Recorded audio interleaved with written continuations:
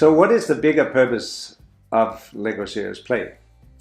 Well, the bigger purpose of Lego Serious Play is really to break what we call the 20/80 syndrome.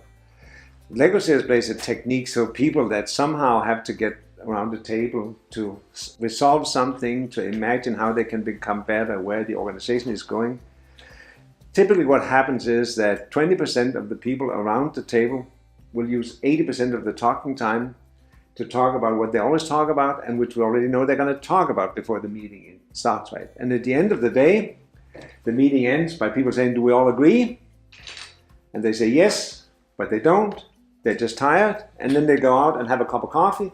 And the first thing you hear out there is, I don't believe this is going to work right. So people don't really believe that what they did in that meeting will help something. The goal of Lego Serious Play is to break that and create what we call a 100-100. So that everybody participates with everything they have got. So it's not just the 20%, it's not that talks all the time, it's the 100%. Because the real problem with the 20/80 is that most of the ideas are in the 80%. And if you really want to become better in an organization, to become better in a team, you need to unlock that potential, every potential that's in the room. And you say, yeah, that sounds good, Robert. And it also is more fun, and you can also see it because people are leaning in, which is why we call it a leaning in technology. Versus what I'm doing now, I'm leaning back. So it's a leaning in, it's getting people to lean in. It is more fun. And the benefit is really three things. We want to make sure we maximize all the potential that we have in the room. Second, we also want to make sure that when people make a decision, people are actually confident that this is the best thing they could do because, okay, I'm confident because I've heard what you say, I understand where you're coming from, I can see your point of view and stuff like that. And ultimately, because people also have the confidence, they will also commit and actually really agree with whatever comes out of the meeting.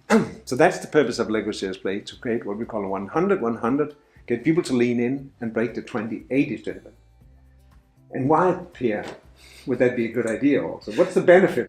One thing with the commitment that I think is important to underline here is this notion of that commitment is really this voluntary choice of acting when nobody's looking at you. Everything else is incentives or management or rules, but commitment is the voluntary choice of acting. When nobody's looking, when nobody's checking, when you're sitting on your own. And one of the reasons why it's really important now and it's increasingly important is that with the way organizations are today, we're going to list three things here that we have identified. One is this notion of that many teams and many organizations are placed in different places. They have multiple locations. Even the smallest startup team can be they may be in, let's say, Cairo and Connecticut and, let's say, Singapore. So they need these people sitting in all of these places to act committed. Nobody's going to check on them. They can't call anyone, so they need to have that commitment. But these multiple locations also means that they probably are not together as often as a team with one location would be. So they need, when they need to meet better. So that's why. So you have less time together, so you want to maximize the time you have together. So this whole multiple locations things increases the importance of unlocking the knowledge when you are together, and so that people are committed to acting on what they agree on. So that would be one reason. Second one would be related, of course, this notion that we more and more of these teams are, let's say, multicultural or multilingual or multi-backgrounds, and that can make it harder sometimes to communicate.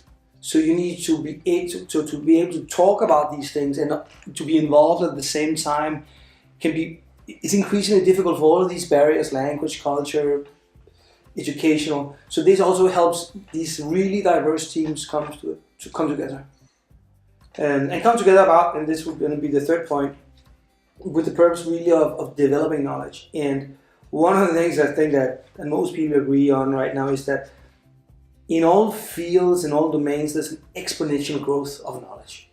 There's been so many statistics about that. How quick knowledge is doubling. So there's much more available knowledge, and each person has a much sort of deeper personal expertise. So to actually access all of that knowledge and make sense of all of that knowledge and move it from what I know to what we know, to this notion of the collective knowledge, that would be another reason for why legacy could really be helpful. And of course, Per, you know that if this is not important for you as a leader, to really maximize all the potential you have in your team and all the potential you have in the room, if this is not important for you, you would not be interested in legacy anyway. Yep. If this is not important for you, that people are more confident and people are more committed, right, and people have a chance to really contribute, then you would not be interested in legacy play. That would be correct. We agree on that one. Okay.